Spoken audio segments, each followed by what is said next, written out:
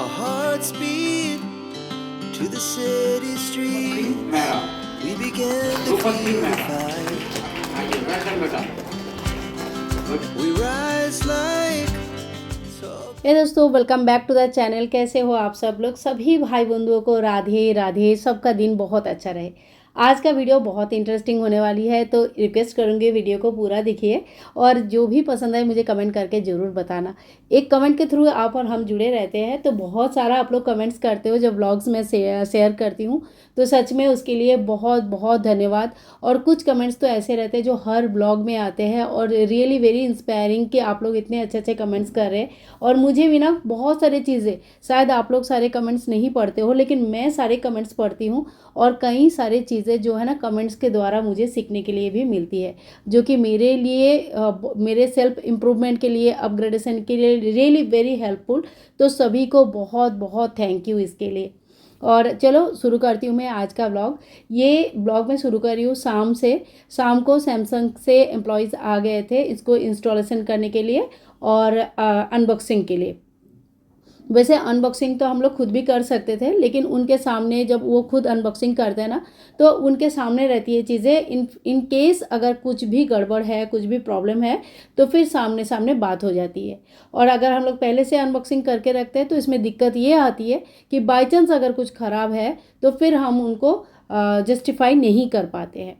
और फिर से मैंने बहुत सारा मूंग भिगाया इसमें ना। इस बार मैंने मूंग के साथ चावल भी भिगाया था, थोड़ा सा कुरकुरा क्रिस्पी डोसा बनाऊंगी करके। पर हस्बैंड को वही वाला जो स्पॉन्जी वाले 4 प्लेटर में होता है ना, उसका नाम भी मुझे नहीं पता, तो वो स्पॉन्जी वाला जो चीला होता है ना, वही उनको पसंद आया। तो मैंने कुछ डोसा और चीला का मिक्स करके बनाया, तो एक एक दो दो डोसा दिया और कुछ कुछ चीला दिया। तो ये एक हेल्दी नाश्ता है, लेकिन अभी बस हो गया 2-3 दिन से इस तरह का चीज़ें बना रही हूँ। बच्चे भी अभी थक जाएंगे और बाद में फिर खाना ही छोड़ देंगे। एक चीज़ वो होता है ना कि आप अगर कोई भी चीज़ में आप कोई भी अच्छे भी हो, कंटिन्यूअस कोई चीज़ करते रहेंगे ना, तो उससे धीरे धीरे दिल भर जाता है और मन उग जाता है और फिर मन नहीं करता है खाने के लिए। तो मैं इसमें से थोड़ी सी ब्रेक लूँगी और उसके बाद कुछ और बनाऊँगी। और फिर जैसे जैसे स्कूल खुलेगा, तो स्कूल खुलने के टाइम पे हफ्ते में एक दिन इस तरह का एक टिफ़िन में ज़रूर बनाऊँगी। तो एक दिन का सोल्यूशन तो मेरा हो गया, बाकी रहा और 4 दिन 5 दिन, उसके लिए भी कुछ ना कुछ ज़रूर सोचूंगी। और हाँ, ये टेबल के लिए आप लोग पूछ रहे थे। ये जो स्टील का एक नॉर्मल स्टैंड है, आपको कहीं पे भी मिल जाएगा मटका वगैरह रखने के लिए। और ऊपर का वो पत्थर कटवा के हम लोगों ने ऊपर से रखा है, तो वो जो है ना, मतलब एक कस्टमाइज़ कह सकते हैं। ये बैटर मैंने भिगो के रख दिया है, इसके डोसा बना लूँगी। और मैं नहा के तैयार होकर आ गई हूँ। अब मैं करूँगी अपनी पूजा, और पूजा के बाद फिर बनाऊँगी नाश्ता। सभी को नाश्ता देके जल्दी जल्दी आज भेजना है। तो सबसे पहले हस्बैंड और दोनों बच्चे चले जाएंगे, वो लोग अपना खेलना शुरू कर देंगे, अपना चेस खेलना शुरू कर देंगे। और मैं घर का बाकी काम संभाल के फिर जाती हूँ। और लगभग हर बार का हमारा यही एक प्लानिंग रहती है कि पहले हस्बैंड और बच्चे चले जाते हैं, वो लोग एक बार स्टार्ट कर लेते हैं, फिर हम लोग मैं घर का काम संभाल के फिर बाद में जाती हूँ। तो इस तरह का एक प्लानिंग से सारा काम भी हो जाता है, हापाधापी भी नहीं होती है, और बच्चों का भी कोई भी चीज़ मतलब प्रॉपरली स्मूथली चलते हैं। Our hearts beat to the city streets. We began to feel the fire. तो मैं सवेरे ही एकदम से ही तैयार हो गई थी, क्योंकि मुझे मतलब बार बार तैयार होने के से अच्छा है कि मैं एक ही बार नहा धो के तैयार हो जाऊँ। ये सारे नाश्ता होने के बाद तो हस्बैंड निकल जाएंगे, तो उसके बाद थोड़ी देर बाद 1-2 घंटे में हम लोग भी निकलेंगे। और मैंने एक ही साथ एक में रख दिया था चीला बनने के लिए और एक में डोसा बनाऊँगी। मुझे तो डोसा वाला ऑप्शन जो बनाना वो ज़्यादा टेस्टी लगा, क्योंकि इसमें मैं चावल भी मिक्स किया था ना, तो चावल भी जब पीसा गया तो चावल से थोड़ी सी कुरकुरे जो है ना कुरकुरे टाइप का बनता है, मतलब अच्छा बनता है, थोड़ा सा कुड़मुड़ा टाइप का बनता है, क्या बोलते हो आप लोग, हाँ उस टाइप का। और एकदम मोटे मोटे करेंगे तो स्पॉन्जी बनेगा, बट पतला करेंगे तो इस तरह का बनता है, जो ना टेस्टी लगा मुझे। पर हस्बैंड को वो जो मोटे मोटे बनते हैं स्पॉन्जी टाइप का, वो ज़्यादा अच्छा लगा। तो ठीक है, दोनों ही बना लिया मैंने, फटाफट बन गया दोनों साइड में। और इसके साथ ये तो बच्चे तो सॉस के साथ भी खा लेते हैं, कभी कभी चटनी के साथ खा लेते हैं, नॉर्मल अगर कुछ भी नहीं है तो चाय के साथ भी खा सकते हैं। और मतलब काफ़ी सारे ऑप्शन है, अचार के साथ भी खा सकते हैं, तो ये काफ़ी सारे ऑप्शन होता है। सब्जी वगैरह बनाएंगे, आलू का पतली वाली जो रस्से वाली सब्जी है उसके साथ भी अच्छा लगता है। तो इस तरह का मैंने यहाँ पे आम भी काट के तैयार करके रख दिया था। तो इस तरह से एक ना हेवी नाश्ता मैंने बना दिया, क्योंकि अब जो है ना कम से कम 4 से 5 राउंड होता है चेस का, और उसके बाद फिर इनको खाना का मतलब खाने के लिए जो ब्रेक मिलता है वो मिलता है। और खाने में भी उस टाइम पे ना बहुत ज़्यादा गर्मी होती है, और शायद मेरे ख्याल से जो खाना उस टाइम पे खाना भी थोड़ा सा इतना ईजी नहीं होती है।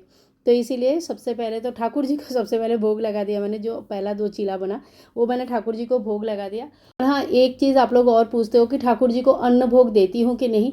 तो देखो, ऐसा ना मैंने रूल नहीं लिया कि मैं उनको डेली अन्न भोग दूंगी। ठाकुर जी का जो भी पूजा होता है ना, वो आप पहले दिन से जिस तरह से आपने अपने हिसाब से नियम ले रखा है उसी को कंटिन्यू करना है, और हमेशा अपनी सुविधा के हिसाब से ही नियम लेना चाहिए। मैं कभी भी जो किचन है साफ़ सुथरा करके ही काम करना शुरू करती हूँ। इसीलिए जिस दिन भी ठाकुर जी को भोग लगाना होता है या कोई ऐसा खास त्यौहार के दिन रहते हैं, उस दिन घर में बिल्कुल भी कोई प्याज लहसुन कुछ भी नहीं बनती है। पूरा किचन का जो प्लेटफॉर्म है सारा चीज़ें साफ़ करके फिर खाना बनाती हूँ, और उस दिन मैं अन्न भोग जरूर लगाती हूँ। लेकिन जो नॉर्मल दिन है जिसमें प्याज लहसुन वगैरह बनता है, उस दिन मैं ठाकुर जी को फल मिठाई यही सब चीज़ों का भोग लगाती हूँ। तो चलो, ये लोग तो निकल गए हैं, अब मैं भी तैयारी कर लेती हूँ, और खाना पीना थोड़ा बहुत हल्का फुल्का बना लूँगी। पूजा हो गया मेरा। गुल्डी चिल्ला रहे, कोई भी जाता है ना तो उसको बहुत गुस्सा आता है, वो चिल्ला रहे। ठाकुर जी को भी भोग लगा दिया, पूजा हो गया, और मुझे भी लग रही है ज़बरदस्त भूख। तो इसके बाद मैं भी जाऊँगी, लेकिन थोड़ा सा लेट जाऊँगी, तब तक घर थोड़ा सा संभाल लूँ। Our hearts beat to the city streets. We began to feel the fire. We rise like tall buildings as the chemicals they take us higher. और इसके बाद हम लोग चेस सेंटर पहुंच गए। थोड़ी देर हम लोग नीचे वेट किया, और उसके बाद जैसे ही एक राउंड ख़त्म हुआ तो हम लोग ऊपर भी आए और बच्चों से मिला। और जैसे जैसे एक्सपोजर मिल रहे हैं, बच्चे धीरे धीरे सीख रहे हैं अपने हार से, अपनी जीत से बहुत सारी चीज़ें सीखा जाता है। और चलिए, आज आप लोगों को थोड़ा सा सुनाती हूँ कि वहाँ का जो सिचुएशन होता है, एनवायरनमेंट होता है, जो लोग बोलते हैं वो किस तरह का रहते हैं। और उसके बाद प्राइज़ गिविंग सेरेमनी होगी, और फिर हम लोग चलेंगे घर। और 13 साल की उम्र में super GM 2600 rating, big clap. उस सबके पीछे जो मेहनत, खुशकिस्मत है, लकी है कि हमारे साथ जेबी नेगी जी है, जो अपना एक्सपीरियंस, रियल एक्सपीरियंस की जो मेहनत रखती है शतरंज में खिलाड़ी बनने के लिए, वो अपने दिल से बताएंगे। और मैं उनका हार्दिक अभिनंदन करता हूँ। आचार्य जी, एक छोटा सा जोरदार तालियां जेबी नेगी जी के मिले हैं, और बहुत सारे बच्चों को उन्होंने मेंटोर किया है। मैं ये चाह रहा हूँ कि आज जो हम एक सीख run the right way, has been taking wrong unknowing, under 15 में ध्रुपद सिंह मेहरा, ध्रुपद सिंह मेहरा, आइए बैठन बेटा, good job. Aarav Kandari under 15 second position.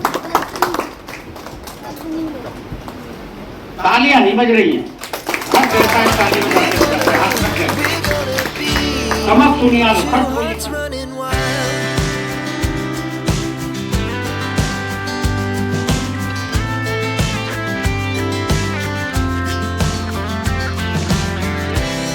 Now the morning. इस बार नंदिनी को कोई प्राइज़ नहीं मिला, तो जीवन में इसी तरह का अप एंड डाउन्स होता रहता है। लास्ट बार जब चैम्पियनशिप हुआ था उसमें नंदिनी को प्राइज़ मिला था, वो थर्ड हुई थी, और ध्रुपद उस बार कुछ नहीं कर पाया था। तो इस तरह से देखो, हार जीत लगा रहता है, बट ये है कि हर हार के साथ आप कुछ सीखते हो, हर हार के साथ आप दोबारा उठने की जो ताकत होती है वो इंसान में आते हैं। और कहीं ना कहीं जीवन में भी यही चीज़ें हैं कि हमेशा जीत होगा ऐसा कोई ज़रूरी नहीं है, हमेशा सही चीज़ें सही होगा ऐसा भी कोई ज़रूरी नहीं है। जीवन में उतार चढ़ाव होता है, मैंने भी बहुत देखा, आपने भी देखा होगा। तो हर चीज़ को हम अगर एक्सेप्ट करने लगेंगे ना, तो धीरे धीरे जीवन और कुछ नहीं तो सरल होता जाएगा। बस मेरा ये मानना है। आप ज़रूर कमेंट करके बताना आप लोग क्या सोचते हो। और जब आप बहुत ज़्यादा दुखी हो जाते हो या कुछ चीज़ें आपको बहुत दुख देता है, उस टाइम आप अपने आप का रिकवरी कैसे करते हो। कहीं ना कहीं हम एक दूसरे को हेल्प कर सकते हैं। और इसके बाद शाम हो गई थी, तो सबसे पहले आके हम लोग हाथ पैर धोए, कपड़े वगैरह चेंज किया और ठाकुर जी को भोग लगाया। फल मिठाई का भोग लगाया और उसके बाद दिया वया कर लिया, दिया जलाना, जो भी मतलब शाम का जो संध्याकालीन काम रहता है, जो पूजा रहती है, वो सारे मैंने कंप्लीट कर ली। और हस्बैंड लेके आए थे इस बार केक, डोनट्स और बहुत सारी चीज़ें लेके आए थे। पहले मैं ठाकुर जी को केक का भोग लगाती थी। जब मैं मुंबई में थी वहाँ पे मेरी एक फ्रेंड जो है घर पे केक बना के देती थी और ऐसे ऐसे डिज़ाइन बनाते थे कि यू कांट इमेजिन। तो मैं उस वक्त ठाकुर जी को केक का भोग लगाती थी क्योंकि मुझे पता था कि मैं क्या भोग लगा रही हूँ। लेकिन अब जो है दुकान से आते हैं, वैसे ये एगलेस है, स्टिल दुकान से आते हैं, इसलिए हम लोग मतलब रिस्क नहीं लेते हैं। जब नंदिनी घर पर केक बनाती है ना, तब हम लोग ठाकुर जी को केक का भोग जरूर लगाते हैं। और इसके बाद केक कटिंग किया, थोड़ा हम लोगों ने इन्जॉय किया। हस्बैंड ये सारे मीठा चीज़ें नहीं खाते हैं, बहुत कम खाते हैं, थोड़ा सा बस उन्होंने टेस्ट किया था, लेकिन हम लोगों ने खूब खाया। और सच मानो इसके बाद हम लोगों ने और कोई डिनर नहीं किया था, यही हमारा डिनर हो गया है। तो बस भगवान को स्मरण करके अब केक कटिंग करेंगे। बेसिकली हमें ना, मुझे बहुत ज़्यादा ऐसा कोई फील नहीं होता है कि हमें बर्थडे के दिन केक काट करना है, लेकिन बच्चों को एक चीज़ रहती है कि हाँ केक लाएंगे, काटेंगे। कहीं ना कहीं बच्चों के लिए ये सारे सेलिब्रेशन होता है। अगर उनकी मन नहीं रहता था तो मुझे मतलब मैं 100% श्योर हूँ कि मैं केक नहीं लाते थे हस्बैंड, ना ही मैं बोलती थी लाने के लिए, और ना ही ऐसा कुछ प्रोग्राम होता था। तो मतलब फैमिली जब साथ में होता है तो एक बॉन्डिंग भी होती है, खुशियाँ भी होती है, अच्छा भी लगता है। और कहीं ना कहीं चीज़ें थोड़ा सा आप एक दिन ही सही लेकिन अच्छे से एंजॉय कर सकते हैं। तो सबसे बड़ा एंजॉयमेंट जो मुझे लगता है वो है फैमिली के साथ। फैमिली अगर सारे लोग, सभी लोग, जैसे और भी फैमिली में बहुत लोग होते हैं, वो भी जब आ पाते हैं तो वो तो और अच्छा और बड़ा हो जाता है। लेकिन ठीक है, अगर आसपास कोई नहीं भी है तो अपना जो भी 3 या 4 या जितने की भी फैमिली है, वो सारे कम से कम एक दिन इकट्ठा होना चाहिए। तो आज का ब्लॉग मैं यहीं पे एंड करूँगी और आशा करती हूँ आज का ब्लॉग आप लोगों को पसंद आया है। जो भी अच्छा लगा या जो भी अच्छा नहीं लगा तो आप लोग सजेशन दे सकते हैं या आपका जो थिंकिंग है वो कमेंट करके लिख सकते हैं। सो फ्रेंड्स, आज के लिए इतना ही। मिलूंगी नेक्स्ट एक ब्लॉग में एक इंटरेस्टिंग ब्लॉग के साथ। तब तक के लिए bye bye, take care, Radhe Radhe. और हाँ, मुझे हैप्पी बर्थडे विश करना बिल्कुल ना भूले। Bye bye and take care. As the hours pass, we're gonna do it all again.